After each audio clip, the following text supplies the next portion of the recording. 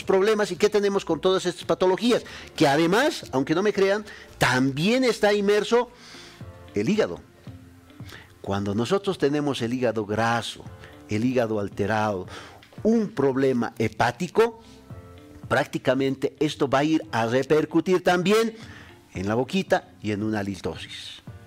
Depende de qué, de que todos estos elementos, lamentablemente mal funcionamiento hepático, van a ir a dilucidar o se van a ir hacia el pulmón. Y el pulmón va a ir a eliminar estos gases y prácticamente viene a la boca, y esto elimina también lo que es la halitosis o el mal aliento. Entonces, prácticamente, fíjense que hay varios componentes que nosotros tenemos que determinar que la halitosis o el mal aliento no solamente puede venir por la boquita, sino también por otro problema a nivel sistémico, ¿sí? Entonces, tenemos que evaluar esta situación, y el primero en evaluar seguramente es el odontólogo. Y el odontólogo va a ir a disminuir esa cantidad de flora bacteriana en la boquita, y prácticamente si de ahí viene la halitosis se empieza a eliminar o a perder, ¿sí? Pero si sigue la halitosis, tenemos que ver otro tipo de solución u otro tipo de patología en algún sector, como hemos dicho, sinusitis, un problema digestivo, inclusive del hígado, como hemos hablado, ¿sí?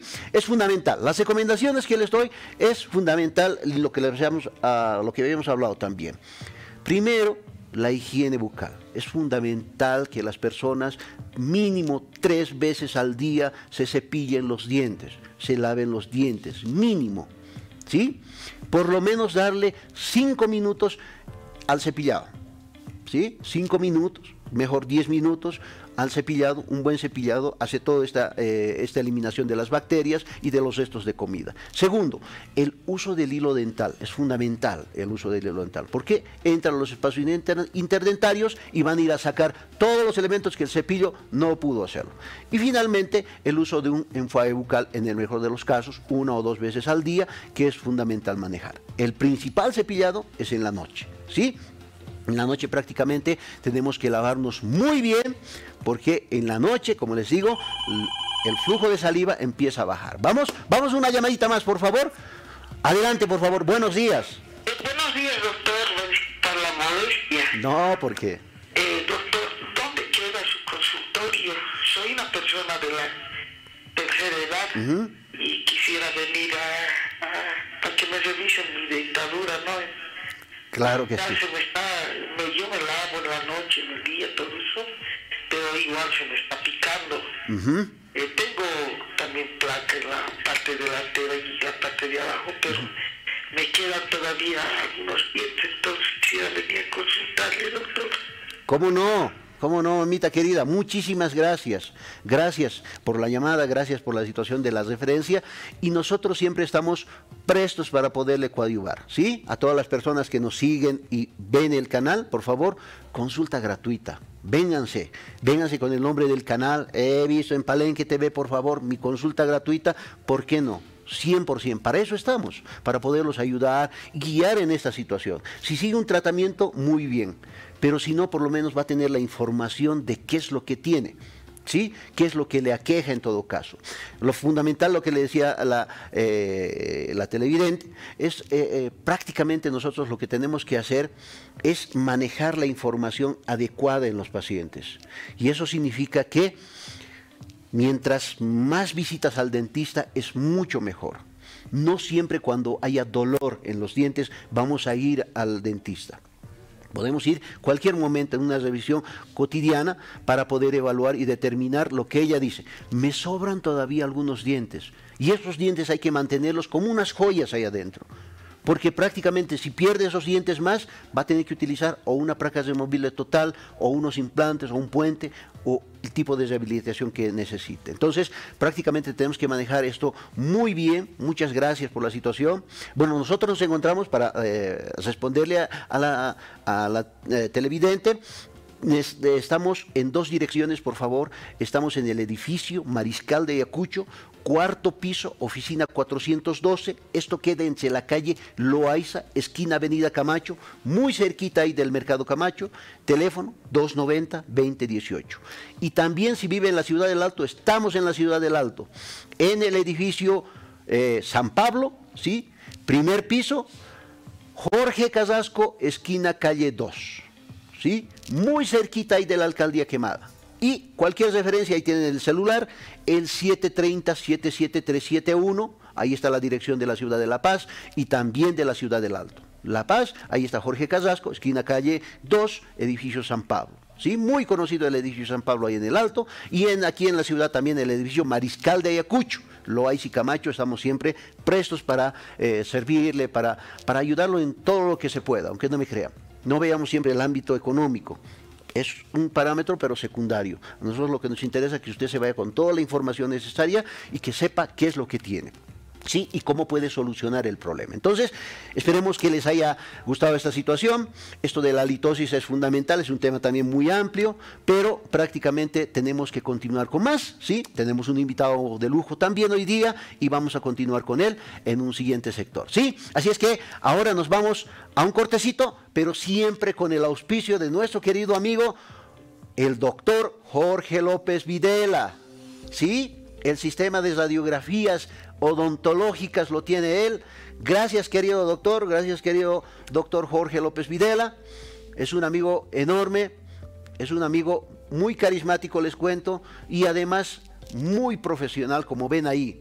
Todas esas imágenes es parte de todo el equipo y toda la infraestructura que tiene el doctor.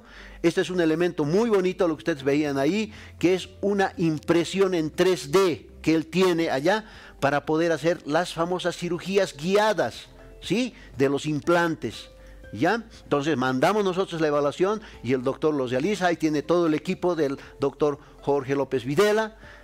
Como les digo, tiene una alta calidad como persona y prácticamente las evaluaciones son sumamente adecuadas. Tomografías, radiografías, ¿sí? Tanto en endodoncia, en periodoncia, y ahí está la impresión en modelos.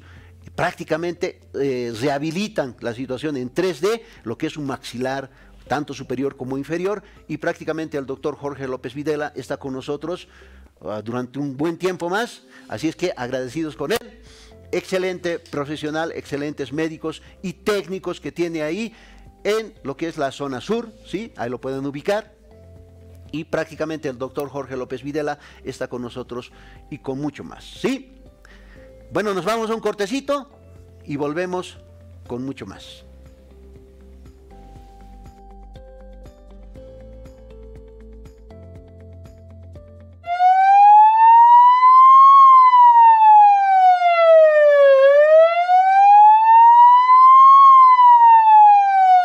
Volvemos.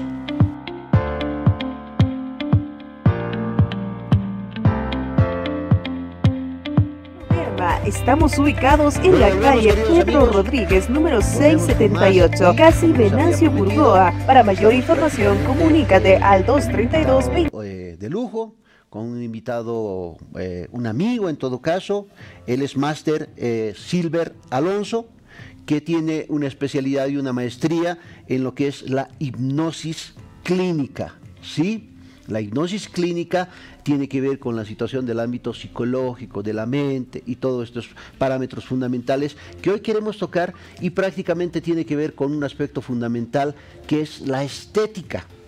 A veces mucha gente tiene un problemita, no solamente estética dental, sino también estética facial en deterioro, ¿sí? O en malposición, y que prácticamente el paciente se siente aminorado. Le ponen inclusive apodos en el colegio o en el trabajo y prácticamente se siente uno mal. Entonces, quiero dar un saludo muy grande a nuestro querido amigo Silver Alonso. Complacido de que estés acá. Carlos, muchas gracias por la invitación a tu programa. Gracias también a todas las personas que están acá enfocándonos, están acompañándonos también en este tiempo. Y contento de poder hablar sobre este tema. Como tú bien lo mencionabas, estamos hablando en realidad de este tema que es un poco la apariencia. Y este tema yo quería abordarlo un poco, Carlos, hablando sobre cuánto nos puede estresar incluso la situación de poder vernos, de poder sentirnos de una manera tal vez inferiores por alguna cuestión estética en este sentido, ¿no? Y es algo común, creo que hoy en día, creo que es un tema muy, muy particular, o es un tema muy específico para los adolescentes, para los niños y también como adultos, que todavía tenemos muchos complejos, tal vez por alguna experiencia pasada que hemos tenido de niños. Para empezar, quiero decir qué es el estrés para muchos de nosotros, ¿no? El estrés a veces son situaciones inesperadas, son situaciones que no esperas y de pronto pasa, ¿no? Es algo inesperado, es algo que te puede ocurrir durante el día, puede ser en una situación adversa, tal vez con algún accidente donde no lo esperabas y te pone una situación nervioso, te pone ansioso. Entonces es una situación donde nos ayuda, esto prácticamente nos ayuda para que nosotros podamos seguir adelante sin ningún tipo, digamos, de poder superar una complicación. Puede ser que la adrenalina nos haga actuar de una manera más eficiente, incluso en el trabajo. Cuando te dicen, presentame un reporte, presentame esto, presentame el otro, entonces uno se pone a respirar incluso pausadamente. Entonces ahí es donde el estrés es bueno, porque te ayuda a que tú puedas cumplir tal vez con ciertos objetivos. Pero ¿qué pasa cuando el estrés se pasa un poco más allá? Que cuando ya no hay peligro, que cuando ya no hay una circunstancia que sea una exigencia fuerte, siga en nosotros cuando estamos durmiendo. Entonces ahí ya no hay peligro. ¿Por qué estresarse en ese momento? Es algo que ocurre, ¿no? Y eso poco a poco se va formando como una especie como un bucle que sigue y sigue y sigue, como un ciclo donde se vuelve eso con el tiempo un trastorno, pues un trastorno de ansiedad. Y esto es lo que ocurre acá específicamente. ¿Por qué estoy hablando primero sobre esto? Porque la mayoría de las tal vez de los complejos, de la inferioridad que se siente por alguna tal vez por alguna imperfección que puede verse en tu cuerpo, en tu cara, tal vez en tu rostro, puede volverse una situación estresante, puede volverse una situación que con el tiempo esto puede llegar a ser incluso algo como un trastorno de ansiedad por la imagen. Y a esto es lo que se le llama pues dismorfofobia, donde la persona se empieza a notar que una imperfección tal vez pequeña o tal vez que ni siquiera es visible, la empieza a ser muy grande. La persona empieza a captar, uno mismo empieza a captar que todo esto en tu rostro o en tu cuerpo es algo muy grande y que se autopercibe de una manera distorsionada. Tal vez es un pequeño lunar, y este lunar a mí me hace ver, cuando una persona tiene esto de la dismorfofobia, empieza a verlo como algo muy grande, como si el lunar empezara a tapar toda la cara y fuera algo que le esté afectando fuertemente. Ya no puede tener un tipo de relación con muchas personas. Entonces uno mismo se empieza como que a castigar, uno mismo se empieza a sentir con mucha ansiedad, incluso a tener ataques de pánico. Claro que sí. Querido Silver, hay un concepto fundamental dentro de esto, y vemos en esas imágenes, fíjate, prácticamente estas alteraciones, si tú quieres, porque son patologías, lógicamente, nos llevan a ese parámetro de estrés y que lógicamente nos podría alterar como personas, tal vez en la fases, porque lógicamente el estrés trae muchas veces problemas de pecas, problemas de muchas cosas en el rostro, pero prácticamente, no sé si veías algunas imágenes en los dientes, por ejemplo, hay dientes que están completamente chuecos o están completamente terminados. ¿Cómo le afecta a esta persona dentro de este concepto de estrés? Pero ¿cómo le afecta a la persona en su ámbito social?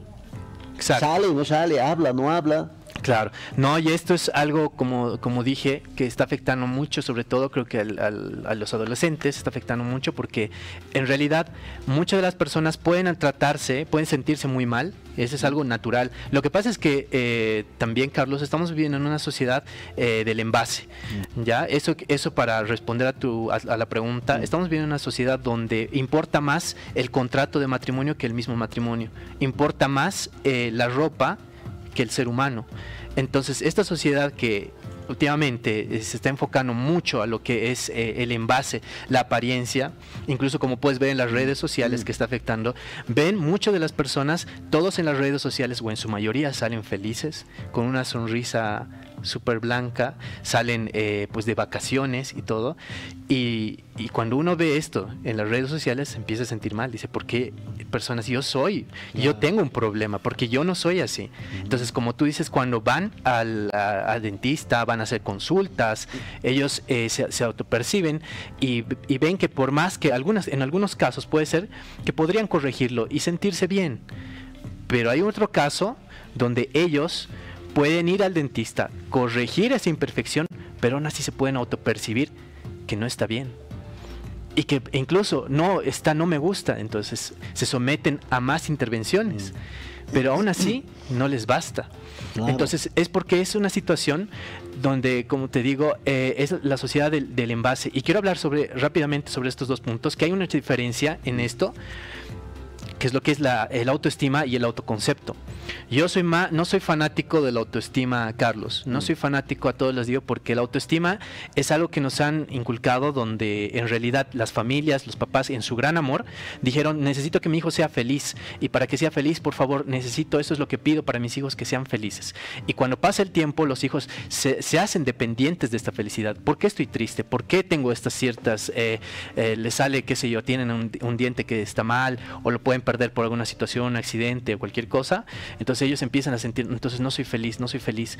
Y sus papás le dicen: no, pero tú tienes que ser feliz. Entonces la autoestima es como que empieza a subirte cada vez más, y no te hace reconocer en ti que hay ciertas cosas en las cuales no eres perfecto y que tienes ciertas debilidades. Y eso es el autoconcepto. Hay que permitir a nuestros hijos, a las personas con las cuales nosotros vivimos, reconocer cuáles son sus debilidades, reconocer cuáles son las imperfecciones que tenemos, porque no hay persona que sea perfecta, y eso es algo que hay que reconocer. Pero la sociedad del envase nos dice que todos son perfectos, solo suben fotos donde ellos están muy bien, tienen los dientes muy blancos, están de viaje, entonces, y esto no es cierto, es una apariencia, pero en realidad dentro de ellos posiblemente se sienten muy mal. O cuánto les habrá costado conseguir eso. Entonces el autoconcepto nos dice reconocer en mí mismo que está mal, o tal vez reconocer que yo soy así de alguna manera.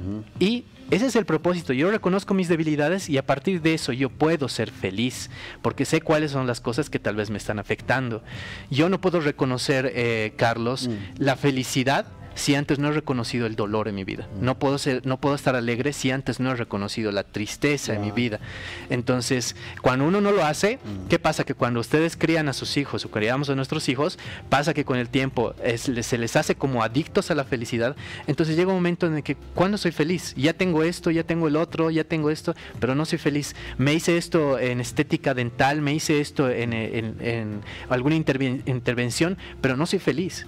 Entonces, el propósito principal es que yo creo que es agarrar la responsabilidad como padres con las personas que están viviendo, si tienen niños, niñas, adolescentes, y uno mismo reconocer que no somos perfectos, y de eso se trata, generar un autoconcepto fuerte en nosotros mismos, más que una autoestima que te engañe y que te diga: tienes que ser feliz, tienes que ser fuerte, porque de eso se trata. Las emociones son grandes guías de nuestra vida, y la razón también, pero creo que lo más importante es saber reconocer que las emociones simplemente son respuestas adaptativas en nuestra vida, que hay momentos en que vas a estar triste, hay momentos que vas a estar alegre, y reconocer eso en ese momento es algo fundamental. No ahogarse en la depresión, no ahogarse en la tristeza, pero sí reconocer a nosotros mismos que no somos personas perfectas, reconocer a nosotros mismos que tenemos debilidades, que tenemos fortalezas, y que hay un día para todo. Un día puedes estar triste, pero no permitas que eso decida tu futuro, no permitas que eso siga molestándote en la apariencia, en cómo te ves. Entonces, ahora, hay un concepto, querido Alonso, y dentro de esta situación es fundamental. Y mucha gente ha consultado con esta situación dentro del ámbito psicológico cuando lanzamos la inquietud de que íbamos a tratar algo de esta situación, y es específicamente el miedo, que también tiene que seguramente con el estrés, pero el miedo, por ejemplo, a ir al dentista en un niño, en una persona adulta, lo que veíamos en unas imágenes, ¿no es cierto? Exacto. Ese miedo que prácticamente se debería de controlar, tal vez como en algún momento. Exacto. Y eso es un punto, creo que muy importante. Quiero aclarar muy bien que es una emoción. El miedo llegaría a ser como una emoción. ¿Y cuándo se crea un sentimiento? No sé si te has preguntado alguna vez qué es un sentimiento. Un sentimiento es una representación mental más una emoción. Entonces, una representación mental para mí puede ser una experiencia que yo he vivido, puede ser con el dentista. En alguna situación tal vez tuve experiencias negativas con el dentista, pero antes de eso yo tuve miedo al ir donde el dentista, o tenía una situación en casa que yo no he resuelto, tal vez mis papás estaban peleando, tal vez estaba pasando algo. Entonces este miedo asociado a una mala experiencia, lastimosamente tal vez en alguna consulta con el dentista, se asociaron. Y al asociarse, eso se vuelve un sentimiento muy poderoso, que puede desencadenar en fobias, puede desencadenar en temas de ansiedad, trastorno de ansiedad generalizado, donde te da miedo todo, puedes estar preocupado por la economía, por el país, por mis clases, por mis cursos.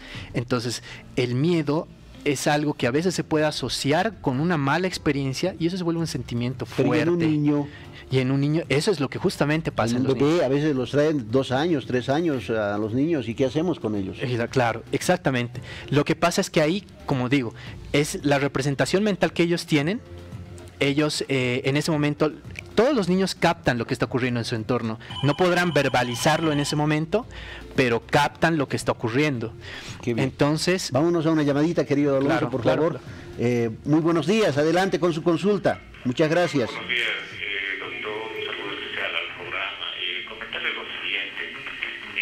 Hace un mes he tenido un accidente que me ha deformado cierta parte de mi rostro, ¿ya? Entonces, ¿cómo podría afrontar esto, por favor? Gracias. Muchas gracias, gracias a usted por la llamada. ¿Cómo podría afrontar una persona que ha tenido, digamos, algún problema, lamentablemente, de un accidente en la carita y tal vez tenga algún proceso en los maxilares, o sea, de deterioro, ha tenido tal vez alguna cirugía? Claro. En realidad va asociado con lo que me preguntabas, Carlos, respecto al miedo, digamos, con los niños, ¿no es cierto? Exacto. Los niños perciben todo a su alrededor. No lo verbalizan, no pueden expresarlo, pero sí lo perciben. No es que no lo entienden muy bien. Entonces, ese miedo más la experiencia es lo mismo que con la llamada nos expresaron. Tuvo tal vez ese momento en el cual tuvo un accidente. Entonces, era una situación de miedo, era una situación adversa, es algo que no se espera, es algo que no se puede controlar.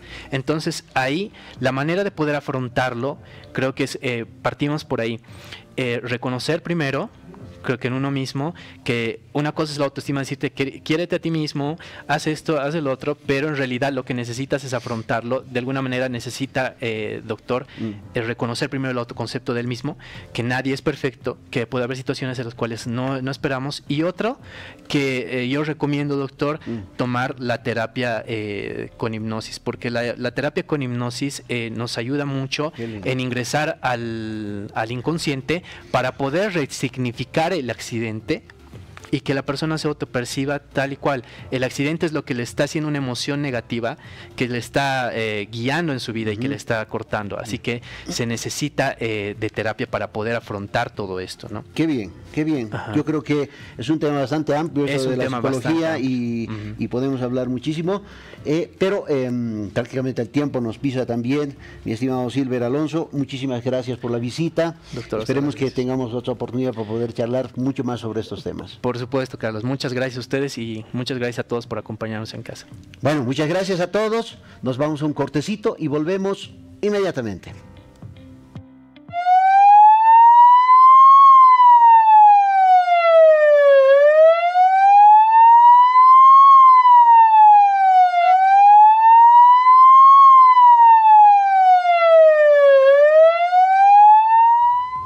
Gracias por seguirnos y gracias por estar aquí con nosotros.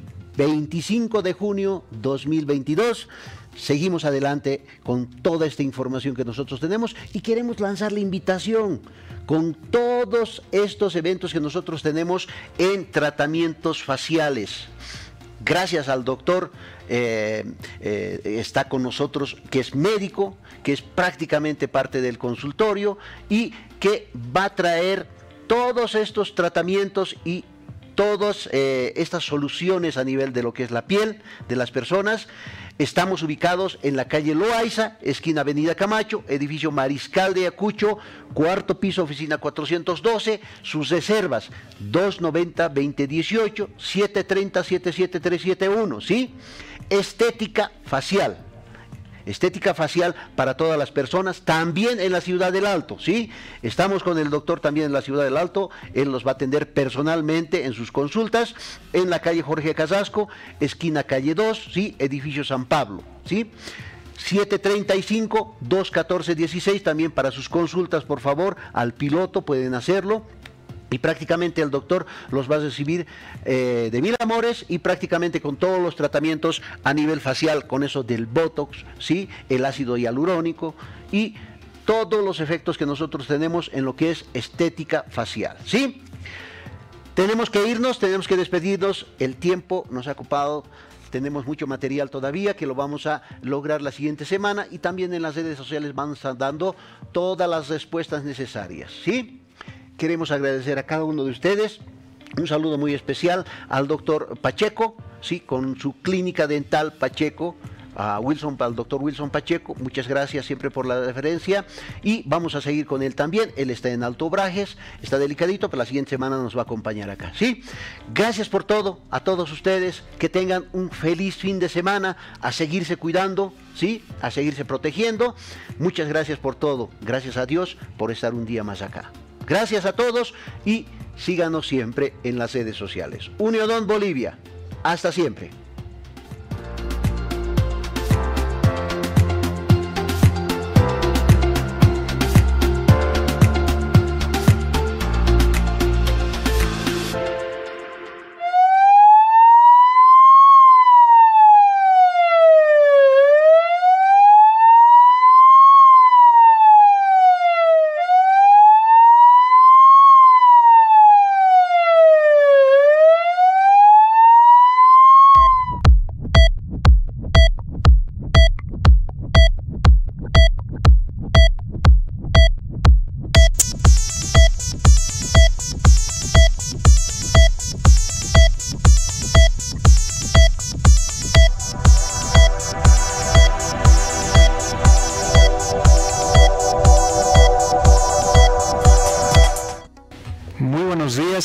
Queridos amigos de la gran familia de Palenque TV, en día sábado otra vez, para armar este programa con ustedes, que es ¿qué es lo que pasa con el corazón?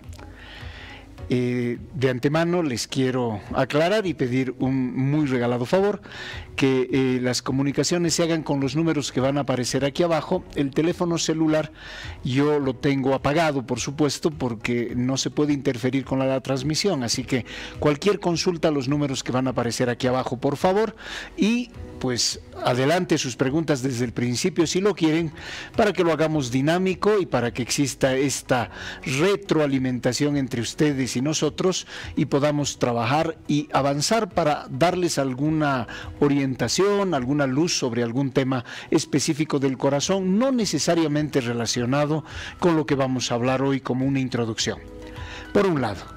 Por otro, agradecer en principio a la Sociedad de Estudiantes de Medicina de la Facultad de Medicina de la Universidad Mayor de San Andrés, con quienes hemos pasado una extraordinaria velada anoche.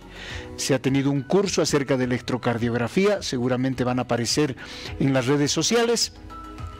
Se ha podido hablar de cómo se toma un electrocardiograma de manera práctica. En un aula se ha tomado a un estudiante que se ha brindado como voluntario para hacerse el electrocardiograma y ojalá hayan sacado todo el provecho que se esperaba. Así que muchas gracias por la invitación y un saludo para todos ellos. Han llegado preguntas durante la semana y de hecho muchas al momento en el que terminábamos el programa, y eso me ha permitido, aparentemente de preguntas diversas y que no tenían nada que ver unas con las otras, armar una introducción para tratar un tema que ha quedado pendiente de la semana pasada, que era la anticoagulación. Pero me gustaría compartir con ustedes una muy interesante pregunta, que es la imagen número 1, y que me van a ayudar ustedes a responderla, y a partir de eso vamos a seguir adelante. Fíjense, esta pregunta me la hace Rafael desde Alto Seguencoma. ¿A qué edad se empieza a envejecer? Y yo no entendía la pregunta, ¿cómo a qué edad se empieza a envejecer? Fíjense ustedes que tenemos 4 fotografías ahí, un embrión humano dentro del vientre de su mamá, un recién nacidito, un muchacho, no sé, 8, 10 años y un adolescente, y podríamos poner un adulto y un adulto mayor también. ¿A qué edad se empieza a envejecer? Se empieza a envejecer desde que el óvulo es fecundado. ¿Qué quiere decir eso? Que el momento en que se forma el ser humano hasta el momento en que nace han pasado 9 meses. y el momento en que el recién nacido sale del vientre materno es 9 meses más viejo que el que estaba recién formándose. El niño que estamos viendo de 8 o 10 años es más viejo, 8 o 10 años, que el recién nacido. Y el joven o adolescente que tiene 18 o 19 años es 10 años más viejo que el que están viendo como el jovencito simpático de 9 añitos. Entonces, ¿qué es lo que pasa? El envejecimiento humano es un continuo, es algo que empieza desde el momento en que el humano es fecundado. Claro, hay una edad a la que se empieza a notar más, pero nosotros hoy somos un poco más viejos que ayer y somos más jóvenes que mañana. Entonces, el proceso del envejecimiento humano es un continuo que no tiene un momento en el que empieza. Empieza desde que nos formamos y se acaba el día en que nos vamos. Por eso me llamó la atención la pregunta, ¿por qué? ¿Por qué hay enfermedades relacionadas con el envejecimiento? Vamos a ver la segunda imagen, porque esto ha motivado que empiece a pensar que efectivamente necesitamos un equilibrio en el cuerpo. Como todo tiene un progreso y todo tiende a envejecer, por supuesto no somos los mismos que hace 10 años y no vamos a ser los mismos dentro de 10 años. Lo que tenemos que hacer es mantener un equilibrio perfecto, porque el desequilibrio del cuerpo es el que ocasiona el que se presenten las enfermedades. Un ejemplo: yo mantengo, mientras soy jovencito, un balance muy bueno porque consumo una enorme cantidad de comida. Pues los adolescentes no comen, tragan, los adolescentes devoran todo lo que hay en casa, pero también su consumo es muy alto. Y eso nos mantiene en equilibrio. En cambio, cuando uno se hace mayor, sigue consumiendo la mayor cantidad de comida, sigue consumiendo la misma cantidad de nutrientes, pero los gasta menos. Y como los gasta menos, uno empieza a acumular grasita y uno empieza a ponerse gordo por ese desequilibrio. El equilibrio perfecto entre lo que tomo y lo que elimino me permite mantener el balance hídrico. Si es que yo no elimino lo que tomo, empiezo a retener agua y me empiezo a hinchar. Entonces, el equilibrio del cuerpo perfecto es el que nos tiene que motivar. Y vámonos a la siguiente imagen, porque esto, como decía, pues se puede mantener de manera apropiada. El problema es el equilibrio en el adulto mayor, porque la persona que es mayor tiene otros problemas. Por más ejercicio que hagamos, el tejido muscular se va perdiendo y uno se pone más delicado. Y es cierto, los amigos y las amigas que nos contactan y nos visitan nos dicen: doctor, yo he sido muy deportista cuando era jovencito. ¿Y por qué me estoy poniendo mal ahora? ¿Por qué me está subiendo la presión? ¿Por qué me está dando artrosis? Y fíjense en la siguiente imagen, que tiene que ver con esto del equilibrio del adulto mayor. Las preguntas son muchas y las respuestas variadas. ¿Qué es lo que pasa? Cuando uno se hace viejito, lo que sucede es que empieza a cambiar, y el adulto mayor tiene una particularidad: se convierte en un ciudadano poco a poco frágil, y al ser frágil no es lo mismo una persona mayor, digamos, de 60 y pico a una persona mayor de 90 y tantos. Vamos a ver una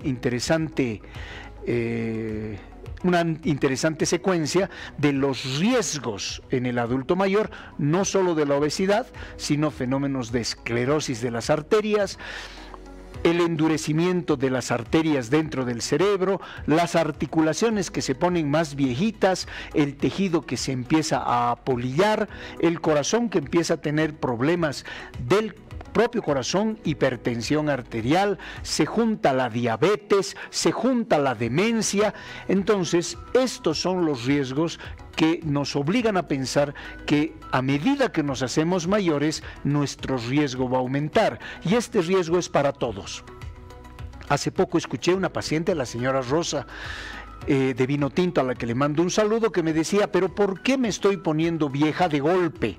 Lo que pasa es que mantenemos el equilibrio hasta cierto momento y de pronto uno empieza a encontrar que hay una cosa adicional que es un factor de riesgo. Vámonos a la próxima, por favor. Dentro de todas estas secuencias, como decía, uno se va poniendo viejito. No voy a leer todo, es realmente muy complicado, pero vean, hay el número 1, un adulto mayor muy en forma, está activo, está enérgico. Hay gente que está bien, hay gente que se maneja bien, pero hay personas que son vulnerables, no dependen de otros para su cotidiano andar, pero empieza a notar que cada vez está menos activo. Hay más frágiles, hay moderada y severamente frágiles. El severamente frágil, que es el número 7, es dependiente del cuidado personal. Física o cognitiva, tenemos abuelitos que han empezado a perder el estado de conciencia, parecen estables, pero no tienen mucho riesgo de la vida, pero necesitan de nosotros. Y hay, pues, los que son terminalmente enfermitos, los abuelitos que se están acercando al final de la vida y en quien solo le podemos ofrecer mejor calidad de vida y prolongar un poco más la edad. Hay una puntuación de fragilidad y lo que tenemos que evitar es ser frágiles con el tiempo, y para eso tenemos que mantener un equilibrio. Vámonos a la siguiente, por favor. Todos estos cambios que tienen que ver con la modificación, pues han llevado a una segunda pregunta que parece que no tiene relación con la otra. ¿Cómo funciona la electricidad del cuerpo? De hecho, esta fue la pregunta con la que nos despedimos el sábado pasado. Esta nos las hace Martín, 33 años, de Sopocachi, pues, y nos dicen, ¿cómo funciona la electricidad del cuerpo? ¿El corazón tiene su electricidad? Claro que sí. Y cuando uno tiene hijitos chicos, los niños le preguntan, papá, ¿es cierto que funciona el corazón con electricidad? Claro que sí. ¿Y dónde te cargas? ¿Dónde te enchufas? Porque piensan que es como un teléfono celular. No, nosotros generamos a partir de lo que comemos cargas eléctricas, igual que una batería. Y lo interesante es que nuestro corazón consume nuestra energía, pero a medida que nos vamos haciendo viejitos, este sistema de cableado amarillo que ven ustedes, que empieza arriba en el tope y termina abajo en la punta del corazón, también se va desgastando. Es exactamente igual que el cabello que se nos pone blanco, igual que las arrugas que nos salen en la cara, los lunares que nos salen en las manos, nos vamos volviendo más chiquititos también. Esto es parte del envejecimiento humano, nos ponemos más rígidos, cambiamos de carácter y la electricidad cardíaca también se empieza a agotar. Por eso en algunos es más que en otros, y es por eso que una buena parte de los ancianos terminan necesitando un apoyo, un marcapaso o un medicamento que le ayude a regular la frecuencia. La electricidad funciona produciéndose automáticamente gracias a los alimentos que ingerimos. Voy a poner un ejemplo, parece un poco difícil. Ustedes han visto las pilas o las baterías tienen una carga positiva y una carga negativa. El corazón tiene exactamente lo mismo, una carga positiva y una negativa. ¿Y de dónde viene la carga positiva y negativa? De las cosas que comemos. Voy a poner un ejemplo. Comemos sal. La sal es cloruro de sodio. El sodio es un ion de carga positiva y el cloro es un ion de carga negativa. En química, en colegio, nos hacían hacer experimentos para tratar de hacernos entender la interrelación de estos compuestos afuera. Algunos hemos tenido la suerte de tener profesores que nos han integrado ese conocimiento para hacernos saber que esos cambios químicos suceden dentro, y esos cambios en relación a lo que ingerimos es lo que genera la electricidad, no solo del corazón, sino también del sistema nervioso central. No nos olvidemos que el cerebro emite a través de los nervios carga eléctrica que nos permite movernos, que nos permite pensar, que nos permite hablar, que nos permite estar en relación con el mundo, que permite que los pulmones funcionen automáticamente, que el tubo digestivo tenga su sistema eléctrico propio y que funcione de manera automáticamente, y los riñones también. Los músculos hacen lo propio y los vasos sanguíneos, en una intrincada red que necesita de una buena nutrición y un equilibrio para poder seguir adelante. Ahora, decía, primero, ¿a qué edad se empieza a envejecer? Se empieza desde que se es fecundado. Si quieren ustedes más precisamente, desde el momento en que nacemos empezamos a envejecer, hasta que se acaba la vida. Primero, ¿y qué tiene que ver lo de la electricidad? A medida que nos vamos haciendo mayores, la electricidad se pierde. Perdemos ese equilibrio, y al perder el equilibrio empezamos a ser vulnerables, y ahí empiezan los problemas que nos llevan a atendernos del corazón. A algunas personas engrosarán sus arterias, les subirá la presión. A algunas personas perderán la capacidad de que ese corazón lata y necesitarán un marcapaso. O habrán personas en quienes habrá un cortocircuito dentro de esa electricidad interna que no termina pateándole como electricidad, pero hace que el latido cardíaco sea irregular y haya necesidad de dar medicamentos para mejorar los latidos. Y así sucesivamente. Nos iremos gastando y poniendo viejitos. Y a eso viene lo de ahora, de lo que vamos a hablar ahora, que es algo que dejamos pendiente. Vamos a ver la siguiente imagen, por favor.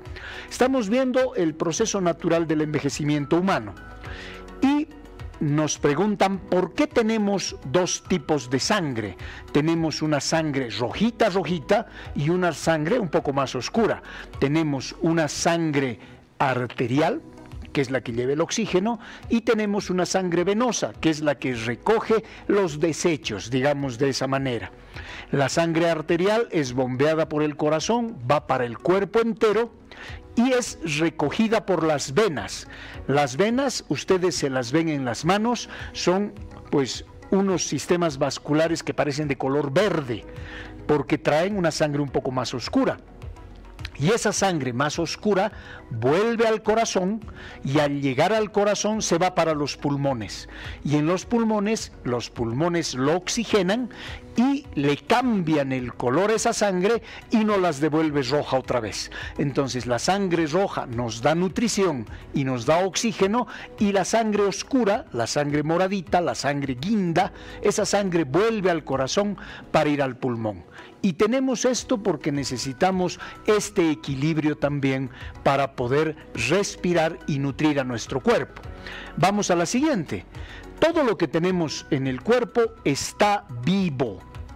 Las arterias, lo habíamos dicho la semana pasada, son tubos grandes, los rojos, que distribuyen la sangre a presión, a fuerza hacia el cuerpo. Y retorna la sangre más oscura por dos sistemas de venas. Siempre hay una arteria y dos venas de vuelta. La arteria es grande y gorda, las venas son un poco más chicas, pero se necesita dos para traer la sangre de vuelta. Va una sola arteria muy buena, muy simpática, muy macanuda, y vuelven dos. Y en esas dos vuelve la sangre rumbo a los pulmones para nutrirse. Vamos a la siguiente. Toda esta sangre obviamente está fluida. Ya habíamos visto esta imagen, fíjense ustedes, es una animación. La sangre tiene que mantenerse fluida. Y la sangre es eso, es un tejido vivo, es un tejido líquido. Y este tejido líquido pues está dentro de las arterias y está circulando en un solo sentido, no hay pérdida. Sale del corazón, baja hacia el cuerpo, del corazón sube, o del cuerpo sube hacia el corazón, va hacia el pulmón, vuelve hacia el corazón en un 8 incesante. Vámonos a la siguiente imagen. Esto, por supuesto, es un equilibrio. Y habíamos mostrado también esta imagen la semana pasada. Fíjense cómo la sangre fluye, esa es sangre de verdad, está yendo por los capilares, y en la parte central, si ven ustedes, se empiezan a agrupar los glóbulos rojos. Lo que estamos viendo son glóbulos rojos que están circulando por arriba, por un ladito, pero al centro se están agrupando. No debe pasar eso, la sangre es un tejido líquido y debería mantenerse líquido todo el tiempo. Hay enfermedades en ancianos, hay enfermedades en niños que hacen que la sangre empiece a querer coagularse porque pierde ese equilibrio y empieza a agruparse y a formar pequeños coágulos que son los que estamos viendo. Vamos a ver la siguiente imagen. Es también un video, la siguiente imagen, donde lo que observamos es una persona que con un accidente, en fin, se corta, y al cortarse por dentro, las imágenes que vienen por dentro nos muestran que se rasga el tejido. Tenemos venas y arterias, se ha abierto un huequito en la parte de abajo, como ven ustedes, y empieza a fluir la sangre. Las plaquetas empiezan a juntarse para tratar de tapar el orificio, y eso termina formando un coágulo. Esto es lo normal, y el coágulo, que es esta masa que está dentro de la circulación, pues tapona por dentro y permite que esto cicatrice. Esto en un perfecto equilibrio también.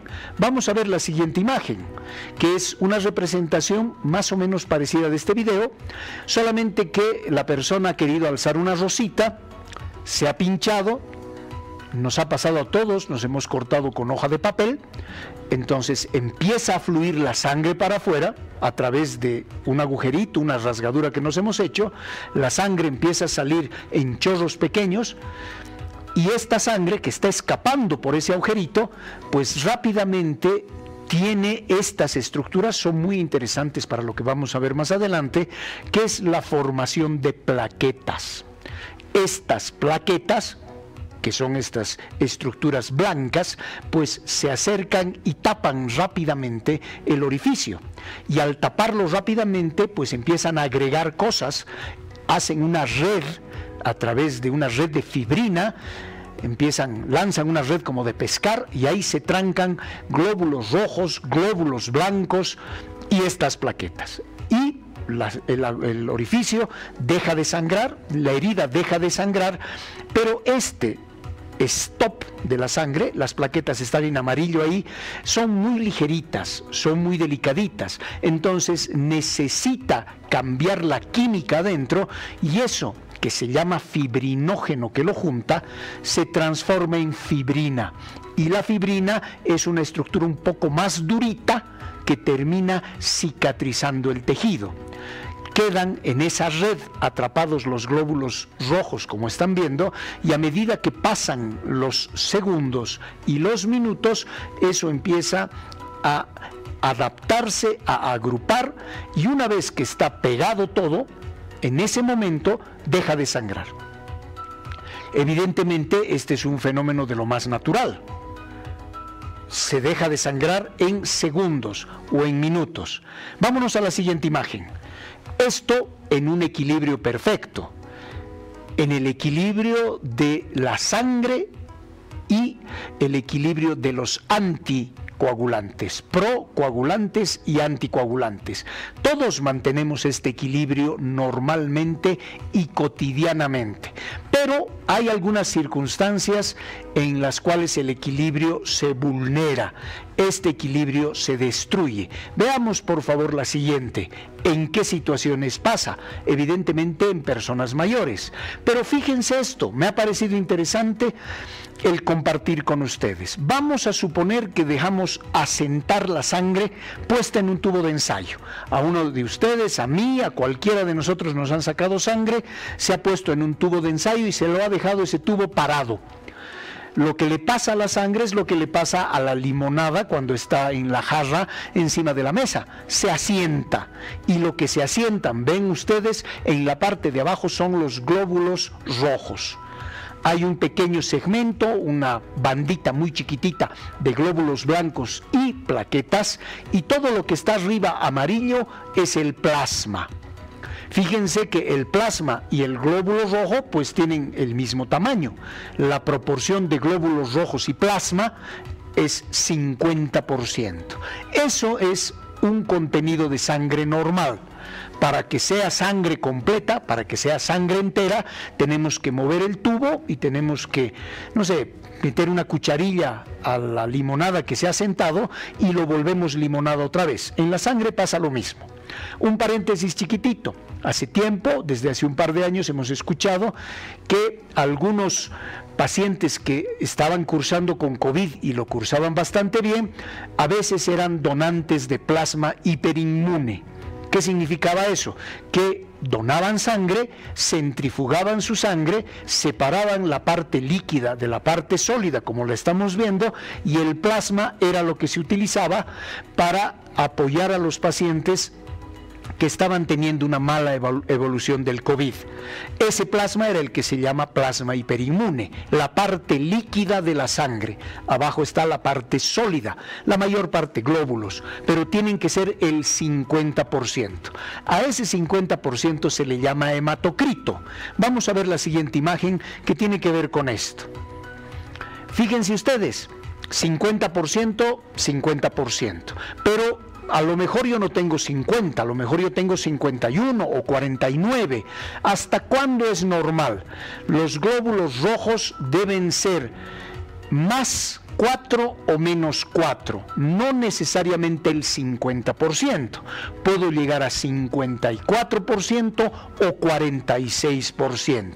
Si estoy más de 54%, eso es lo que la gente conoce como poliglobulia. Aumentaron los glóbulos rojos.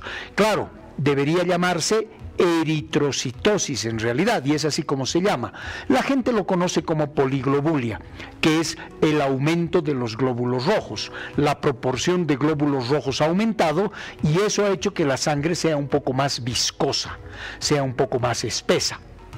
Y cuando está por debajo de 46 hay menos glóbulos rojos. Entonces estamos frente a un paciente que tiene anemia. Eso lo podemos saber con un resultado de laboratorio. Por supuesto, estas alteraciones nos van a llevar, junto con la coagulación, a alteraciones también de la coagulación. Aquellas personas que tienen mayor cantidad de glóbulos rojos, les estará circulando de manera más viscosa la sangre. Y en aquellos pacientes que tienen anemia, pues eso terminará siendo como un lavado de carne apenas. Entonces, ¿esto es importante? Sí. Decía, han llegado preguntas que parecen dispersas, pero que son muy importantes. Veamos la próxima imagen, por favor. La pregunta es de una paciente, solamente está su inicial, de Obrajes, en La Paz. Entonces, doctor, ¿cómo funcionan los anticoagulantes? Si lo normal es mantener un equilibrio, si lo usual es quedarnos con la sangre como tejido líquido dando vueltas sin que se coagule, ¿por qué necesitamos anticoagulantes a veces? Vamos a ver la siguiente imagen. Para saber cómo funcionan los anticoagulantes, debemos ver en qué ocasiones necesitamos dar anticoagulantes. Habíamos hablado hace algunos programas atrás de enfermedades del corazón en las cuales, por ejemplo, necesitábamos que se nos coloque una válvula cardíaca. Una de nuestras amigas que llamó desde Sucre nos había contado su experiencia de que ella había sufrido un trauma y que a través de un golpe, de un algo, pues se lastimó una válvula y se formó un coágulo dentro de su corazón. Y hubo necesidad de abrir el corazón, sacar la válvula dañada, sacar el coágulo también y colocar una válvula artificial en el lugar de la válvula natural. Lo que están viendo es una válvula que parece con compuertas. Es una válvula que tiene un disquito, dos disquitos que funcionan como compuertas que se abren y que se cierran, pero es un tejido artificial. Entonces, los pacientes que tienen una válvula artificial tienen una tendencia aumentada a hacer coágulos. ¿Por qué? Porque el tejido no es natural, el tejido no es el normal. Y este tejido que no es natural, que no es el normal, empieza a generar la posibilidad de la formación de estos coágulos. De hecho, vamos a ver la siguiente imagen, que va a ser seguramente la imagen antes del corte. Vamos a ver la siguiente imagen. Vean ustedes, es una fotografía de cómo se coloca una válvula cardíaca. Y obviamente es en una cirugía cardíaca. Están viendo ahí no la imagen gráfica, sino la fotografía de la válvula colocada. Y vean ustedes, se abre el corazón, se coloca con un aplicador. Ahí ven como un cable que está pegado a la válvula. Entonces se empieza a coser a distancia, no se toca la válvula con los dedos, porque la superficie de la válvula es tan finita que apenas tocarla con los guantes hace que la superficie se ponga granulosa, se ponga irregular, y ahí empieza a formarse los coágulos porque el tejido no es el propio. Se le está colocando una válvula que es de plástico y metal, un plástico muy fino, muy resistente, pero artificial de todas maneras. Entonces tenemos la necesidad de cambiar esa válvula, y esa válvula pues lo que hace es fomentar la posibilidad de cambios, de remolinos, de turbulencia. Y en el caso de la amiga que nos ha preguntado, ella es una portadora de una válvula cardíaca. Esa válvula se ha enfermado en la amiga Y esta válvula enferma es la que obliga a que uno tenga que tomar anticoagulantes. ¿Por qué? Porque el cuerpo desconoce un tejido que no es propio. Y este tejido que no es propio empieza a generar remolinos, agregación, interpreta el cuerpo que esa válvula artificial es una herida y empieza a querer pegarse esas plaquetas, empiezan a juntarse los coágulos y a la larga, si no damos un anticoagulante porque el cuerpo está interpretando ese tejido extraño como si fuera una herida, entonces esa válvula puede terminar tapándose. Por esa razón es obligatorio en los pacientes que tienen una válvula artificial el utilizar un anticoagulante. Esa es la razón. Claro, no es la única indicación. Dentro de un instante, cuando volvamos del corte, vamos a seguir con algunas opciones y con algunas recomendaciones, además de hablar de cuáles son las expectativas o los medicamentos que se pueden utilizar de manera aguda, rapidito y de manera crónica, para siempre, para evitar estos coágulos. Volvemos dentro de un ratito, por favor, no se vayan, vamos a hablar de anticoagulantes.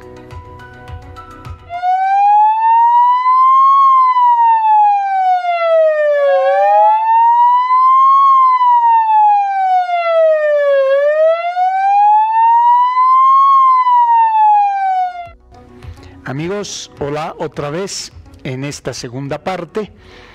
Invitarles muy cordialmente. Este programa lo estamos pasando en vivo. Son las 11:10 prácticamente. Y les pediríamos, por favor, que para evitar que nos saturemos al final y quedemos con dudas, si es que tienen alguna pregunta, háganla aquí. Hasta aquí abajo está la línea en la cual vamos a responder sus preguntas acerca de este tema o de cualquier otro de corazón que hayamos hablado antes o del que tengan en la cabeza en este momento, como preguntas, como cuestionamientos, como cosas que no las tienen claras. Mencionaba que se han presentado hoy varios elementos. Uno, la edad. Y efectivamente, como vamos envejeciendo, este proceso de envejecimiento puede agarrarnos a los 10 años. ¿Cómo uno va a estar viejo a los 10 años? Si uno tiene una enfermedad cardíaca congénita con la que nació con una enfermedad y en 10 años el curso evolutivo de esa enfermedad llega a dañar el corazón. Por eso se recomienda que las enfermedades cardíacas infantiles se diagnostiquen temprano y se operen temprano para evitar llegar a ese curso evolutivo.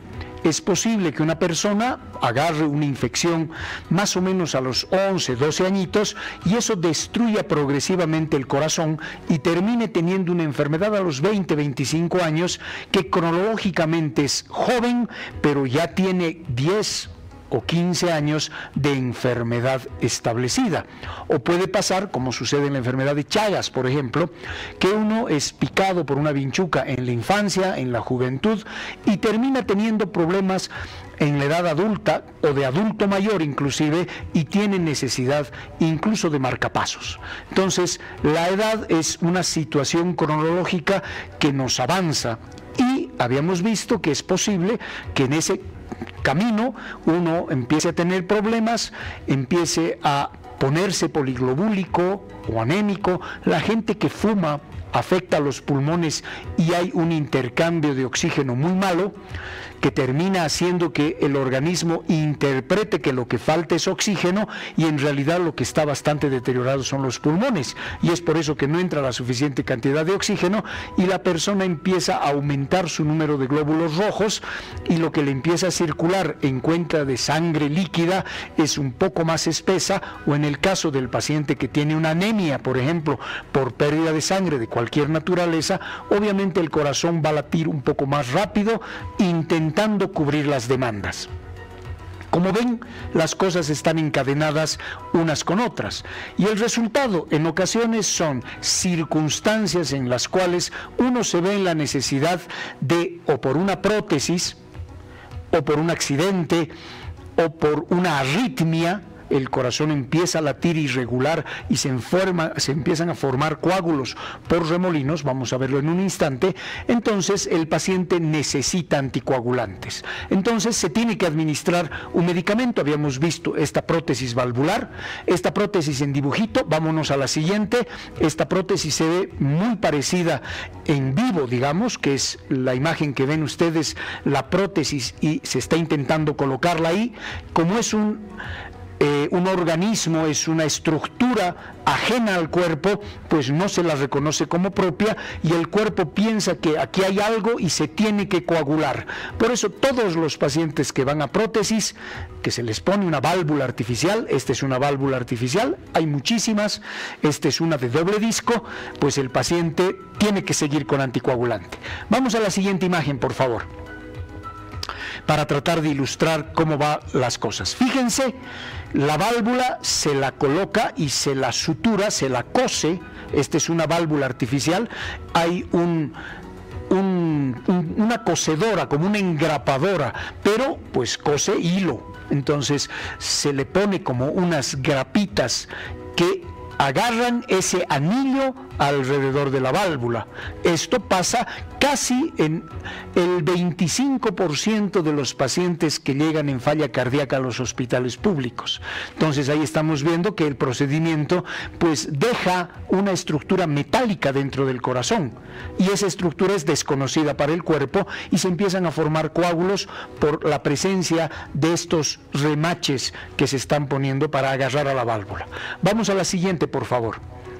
Todas estas cosas se hacen, parece ciencia ficción, y lo que sucede, por supuesto, es que en arritmias o en estas válvulas artificiales se producen estos remolinos de la sangre, y al hacerse remolinos en la sangre tiende a juntarse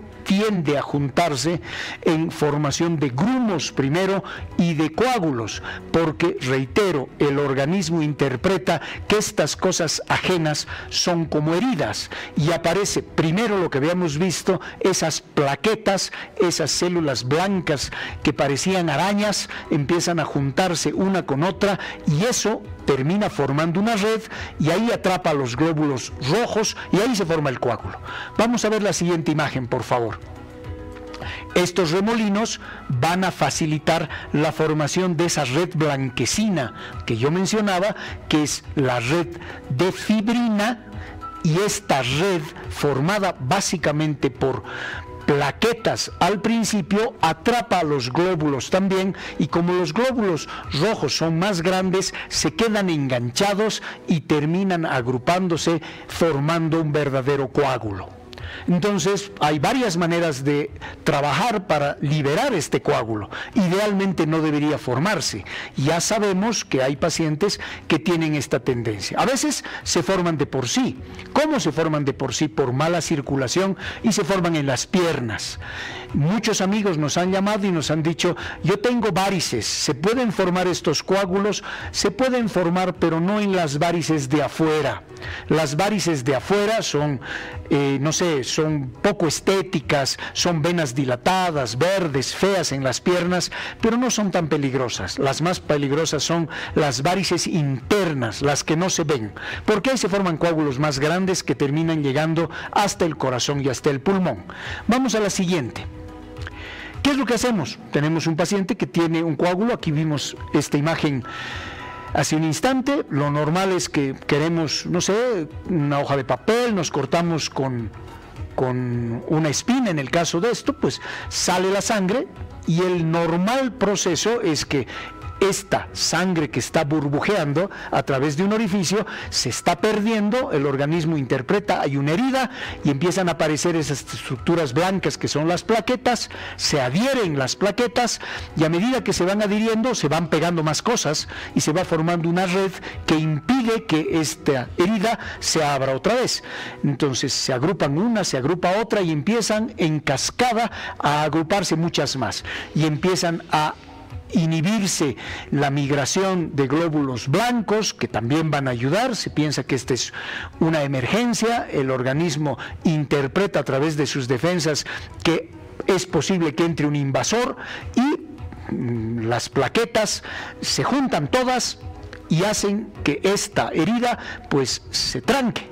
Al principio, las plaquetas que están en esta imagen como amarillitas son muy frágiles, son muy delicaditas, y el organismo, pues en su inmensa sabiduría, cambia la estructura de estas plaquetas y las vuelve un poco más duritas. Y además de volverlas más duritas, genera una red tupida, donde los glóbulos rojos se trancan, y esta red tupida empieza a consolidarse, los glóbulos rojos empiezan a desaparecer, y poco a poquito eso termina formando una cicatriz, una costra.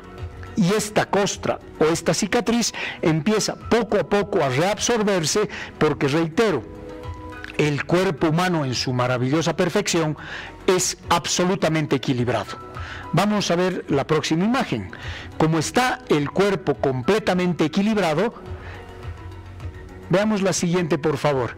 Como está en equilibrio absoluto, el cuerpo pues no sangra, el cuerpo se mantiene en ese equilibrio permanente.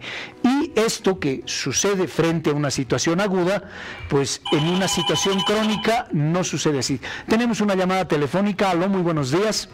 Aló, muy buenos días, doctor. Buen día. He estado viendo el programa y justamente mi consulta es la siguiente. Quisiera saber por qué en algunas personas tarda en sanar alguna herida, o sea, se llegan a infectar. ¿Esto es debido a la alimentación o es algún problema con la sangre? No sé, o sea, porque tarda en sanar algunas heridas. Muchas gracias, doctor. Perfecto, muchísimas gracias. Su aporte es valioso. Hay algunas personas que tardan un poco en cicatrizar las heridas, en coagularse y en cicatrizar, porque a veces han debido ver que queda la herida abierta y no termina de cerrar, no sangra ya, pero no termina de cerrar. Esto tiene que ver, en algunos casos, la presencia de comorbilidades. Por ejemplo, los pacientes que tienen diabetes tienen serios inconvenientes para poder consolidar las heridas. Y no solamente tienen problemas, sino que tienen una mayor tendencia a hacer infecciones. Hay personas que cicatrizan muy rápido, hay otras que cicatrizan mal, hay gente que tiene una cicatrización que la costra es una rayita, la costra uno siempre la molesta y la saca, y cuando termina es una línea que tiene o es más pálida, más blanca, o es del mismo color de la piel. Pero hay algunos pacientes que por tipo de tejido terminan haciendo unas cicatrices muy gruesas, muy oscuras, como si estuviera, no sé, como si fuera repulgado de salteña inclusive, gruesas, duras, sobresalientes, dolorosas inclusive. Esto tiene que ver con una situación individual, un tipo de piel. Pero hay infecciones, hay situaciones, la mala circulación en algunos casos hace que la sangre no llegue hacia el punto y termine uno con cicatrices muy feas.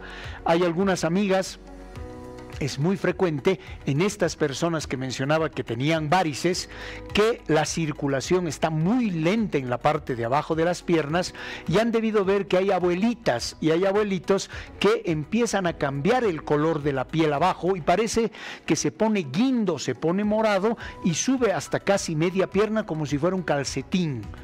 Estas son malas tendencias circulatorias, la circulación está mala y esto se debe a varios factores, y también la mala cicatrización. Uno de ellos, la nutrición, usted lo decía. Uno tiene que tener una nutrición balanceada. Muchas de las cosas que permiten una coagulación favorable tienen que ver con verduras de color verde oscuro. Entonces, cuando queremos favorecer la coagulación, podemos utilizar este tipo de verduras verde oscuro. Vamos a dar respuesta a esta otra llamada. Aló, muy buenos días. Aló. Aló, buen día. Buenos días, doctor. ¿Cómo está? Buen día. Diga usted. Ah, aló, amiga. De tipo fibración auricular. ¿Ya? ¿Me escucha, doctor? Ahora sí. Diga usted. Ya. Doctor, ¿qué es una taquiarritmia de tipo fibrilación auricular? Ya. Tiene que ver mucho con esto. Muchísimas gracias por su pregunta. Nosotros tenemos un ritmo cardíaco, una frecuencia cardíaca. Nuestra frecuencia cuando somos adultos tiene un rango de 60 a 100. Es posible que el corazón lata más lento, es posible que lata más rápido también. Cuando dormimos late más lento nuestro propio corazón, y cuando nos asustamos o corremos late más rápido. Pero lo que está mencionando la amiga no solamente es taqui, que significa rápido, sino que además hay una arritmia. El corazón late rápido, pero late irregular, late como loco. ¿Qué es lo que ha pasado? Nosotros tenemos aurículas arriba, ventrículos abajo. La aurícula es la que manda en principio, pero el corazón, de lo que nos está hablando la amiga, es un corazón que ha empezado a latir muy rápido y muy irregular. Entonces es una taquiarritmia, y la taquiarritmia tiene un nombre, se llama fibrilación auricular. Arriba, en las aurículas, está latiendo todo irregular. Dos razones hay para eso. En general, un problema valvular que habíamos visto, una de las cosas, y otra, algo que no sea valvular. Las válvulas cardíacas generan remolinos y generan la arritmia porque se enferman las válvulas. Y lo otro es no valvular. ¿En quiénes les viene el no valvular? El no valvular les vienen en pacientes que tienen problemas de la glándula tiroides, problemas de bóceos hiperfuncionantes, hipertiroidismo, y en ancianitos. Los ancianitos también se les gasta el tejido y empiezan a hacer arritmias rápidas. Entonces, dos cosas hay que hacer cuando se presenta este tipo de emergencia. Uno, bajar la frecuencia, porque está taqui. Entonces, hay que bajar la frecuencia. ¿Se puede volver al ritmo original? Difícil. El paciente ya no queda en taqui, queda en arritmia, pero se puede manejar. Una de las cosas. Y lo otro, hay que anticoagular. Hay que darle medicamentos para tratar de evitar la formación de los coágulos. Por eso, muy precisa y excelente su participación. Entonces decíamos, el paciente necesita un anticoagulante, como el caso de la taquiarritmia, que además hay que controlar la taqui, hay que volverla normal la frecuencia. Entonces, le damos anticoagulantes. Vamos a ver qué podemos darle. Veamos qué tenemos como imágenes de apoyo para ver qué podemos dar como tratamiento. Anticoagulantes. Pasaremos a la siguiente, por favor, la siguiente imagen. ¿Se puede dar anticoagulantes? Claro, aquí hay anticoagulante. Este es un anticoagulante líquido. Este anticoagulante se llama heparina. Esto se da de emergencias. El paciente se está formando un coágulo y le damos uno de estos por la vena. La siguiente imagen, por favor, para tratar de evitar que se coagule. Le dicen muchos adelgazante de la sangre. En realidad lo que se evita es que se coagule. Se alteran algunos factores porque la coagulación tiene una secuencia. Primero A, después B, después C. Se retiran algunos de estos factores. Le dicen adelgazante de la sangre. No es evidentemente eso. Es un producto que evita que eso se coagule. Vayamos a la siguiente, por favor. Le podemos dar este anticoagulante para administrar y se lo pone por las venas. Se inyecta en las venas, es para anticoagular rapidito. Esto, paciente que está haciendo una embolia, paciente que está haciendo un infarto, se está coagulando ahorita y necesitamos obligatoriamente detener eso. Sí, lo administramos por vena. Pero hay otros anticoagulantes también. Vamos a ver la siguiente, que puede servir para el caso de la señora que nos llamaba. Esta se llama heparina de bajo peso molecular y ya viene en jeringuitas cargadas.